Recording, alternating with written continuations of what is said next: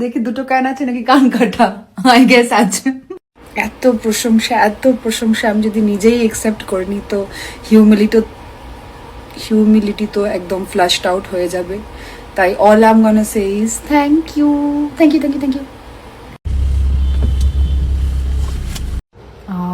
How sweet, how sweet of me. Yes, of course. I mean, আমি অত্যন্ত privilege মানুষ যতজন সোসাইটিতে রয়েছে আমি তাদের মধ্যে পড়ি, এবং আমার মতো মানুষেরা যদি সোসাইটির জন্য কল্যাণমূলক কাজ না করে, যদি মানুষের পাশে না দাঁড়ায়, তাহলে কে দাঁড়াবে? সত্যি কথা বলতে গেলে মানে অবশ্য আমি নিজের তরফ থেকে নিজের মতো করে আই স্টার্টেড গিভিং ব্যাক অনেক কম বয়স থেকে, যখন আমার এত অ্যাফ্লুয়েন্ট কি বলবো ফিনান্সিয়াল স্টেটাস ছিল না। So it's not always about money, it's about mindset.